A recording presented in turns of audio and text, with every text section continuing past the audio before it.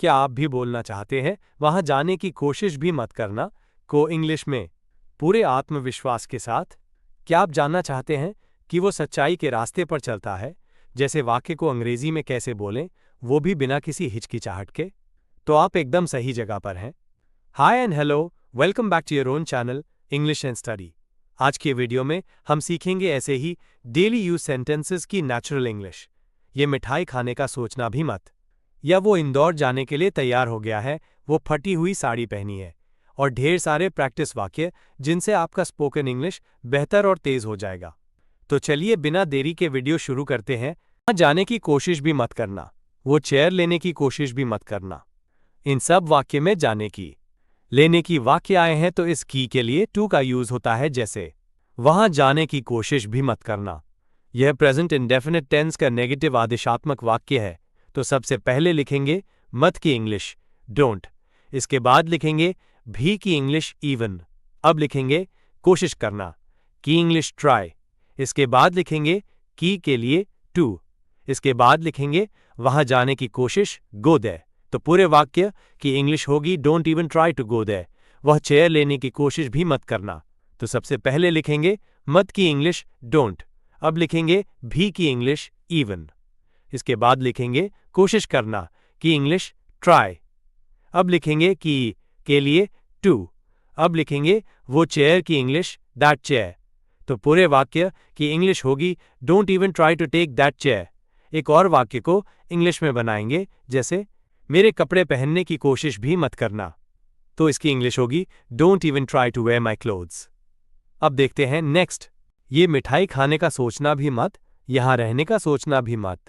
इन सब वाक्य में का सोचना वाक्यांश आया है, इसके लिए इंग्लिश में थिंक अबाउट का यूज होता है। जैसे ये मिठाई खाने का सोचना भी मत, यह प्रेजेंट इंडेफिनिट टेंस का नेगेटिव आदेशात्मक वाक्य है। तो सबसे पहले लिखेंगे मत की इंग्लिश डोंट, इसके बाद लिखेंगे भी की इंग्लिश इवन, इसके बाद लिखेंगे का सोचना की इंग्लिश थिंक अबाउट, इसके बाद लिखेंगे ये मिठाई खाने की इंग्लिश ईटिंग दिस स्वीट। तो पूरे वाक्य की इंग्लिश होगी don't even think about eating this sweet, यहां रहने का सोचना भी मत। तो सबसे पहले लिखेंगे सोचना भी मत की इंग्लिश डोंट इवन थिंक, इसके बाद लिखेंगे यहां रहने का की इंग्लिश अबाउट लिविंग हियर। तो पूरे वाक्य की इंग्लिश होगी don't even think about living here. एक और वाक्य को इंग्लिश में बनाएंगे, जैसे मुझसे बात करने की सोचना भी मत, तो इसकी इंग्लिश होगी don't even think about talking to me. ध्यान दोगे अबाउट के बाद वर्ब में आईएनजी लगाते हैं। अब देखते हैं नेक्स्ट, वो इंदौर जाने के लिए तैयार हो गया है, वो शादी करने के लिए तैयार हो गई है। इन सब वाक्य में के लिए वाक्यांश आया है, इसके लिए इंग्लिश में टू का यूज किया जाता है। जैसे वो इंदौर जाने के लिए तैयार हो गया है, यह प्रेजेंट का सिंपल वाक्य है। तो सबसे पहले लिखेंगे वो की इंग्लिश ही, इसके बाद लिखेंगे हेल्पिंग वर्ब इज, इसके बाद लिखेंगे तैयार होने की इंग्लिश रेडी, इसके बाद लिखेंगे के लिए की इंग्लिश टू, इसके बाद लिखेंगे इंदौर जाने की इंग्लिश गो टू इंडोर। तो पूरे वाक्य की इंग्लिश होगी he is ready to go to Indore, वो शादी करने के लिए तैयार हो गई है। तो सबसे पहले लिखेंगे वो की इंग्लिश शी, इसके बाद लिखेंगे तैयार होने की इंग्लिश रेडी, इसके बाद लिखेंगे के लिए की इंग्लिश टू, इसके बाद लिखेंगे शादी करना की इंग्लिश गेट मैरिड। तो पूरे वाक्य की इंग्लिश होगी she is ready to get married. एक और वाक्य को इंग्लिश में बनाएंगे, जैसे वो सब नाचने के लिए तैयार हो गए हैं, तो इसकी इंग्लिश होगी they are all ready to dance. अब देखते हैं नेक्स्ट, वो फटी हुई साड़ी पहनी है, वो टूटी हुई कुर्सी पर बैठा था। इन सब वाक्यों को बनाते समय ही समझेंगे। जैसे वो फटी हुई साड़ी पहनी है, ये प्रेजेंट कंटिन्यूअस टेंस है। तो सबसे पहले लिखेंगे वो की इंग्लिश शी, इसके बाद लिखेंगे हेल्पिंग वर्ब इज, इसके बाद लिखेंगे फटी हुई साड़ी की इंग्लिश अ टॉर्न सरी। तो पूरे वाक्य की इंग्लिश होगी she is wearing a torn सरी, वो टूटी हुई कुर्सी पर बैठा था।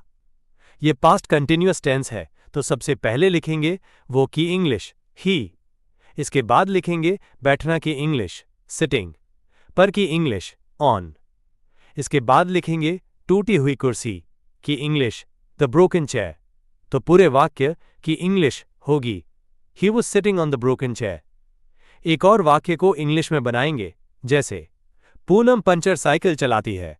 ये प्रेजेंट इंडेफिनिट टेंस है, तो इंग्लिश होगी पूनम राइड्स अ पंक्चर्ड बाइसिकल। अब देखते हैं नेक्स्ट। वो हमेशा सच्चाई के रास्ते पर चलता है। मोहन भी सच्चाई के रास्ते पर चला था। इन सब वाक्य में सच्चाई के रास्ते पर चलना वाक्यांश आया है। इसके लिए इंग्लिश में walk on the path of truth का यूज होता है, जैसे वो हमेशा सच्चाई के रास्ते पर चलता है। यह प्रेजेंट इंडेफिनिट टेंस है, तो सबसे पहले लिखेंगे वो की इंग्लिश ही, इसके बाद लिखेंगे हमेशा की इंग्लिश ऑलवेज, इसके बाद लिखेंगे सच्चाई के रास्ते पर चलता की English walks on the path of truth. तो पूरे वाक्य की इंग्लिश होगी he always walks on the path of truth. Mohan भी सच्चाई के रास्ते पर चला था।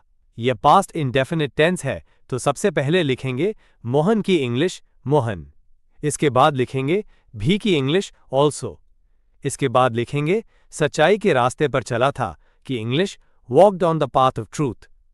तो पूरे वाक्य की इंग्लिश होगी Mohan also walked on the path of truth. एक और वाक्य को इंग्लिश में बनाएंगे, जैसे अब कोई भी सच्चाई के रास्ते पर नहीं चल रहा है, तो इसकी इंग्लिश होगी now no one is walking on the path of truth. इस प्रकार हम और भी कई ऐसे वाक्यों को इंग्लिश में बना सकते हैं। राम सच्चाई के रास्ते पर चल रहा है, इसकी इंग्लिश कमेंट बॉक्स में बनाइए। और से बने क्वेश्चंस के वीडियो की लिंक इस वीडियो के डिस्क्रिप्शन बॉक्स में है। ये वीडियो खत्म होने के बाद और से बने क्वेश्चंस का वीडियो जरूर देखना। अब ये क्लास यहीं समाप्त होती है। यदि इस क्लास में आपको कोई कंफ्यूजन हो या मन में कोई क्वेश्चन हो तो कमेंट बॉक्स में कमेंट करिए। Please like, subscribe and share.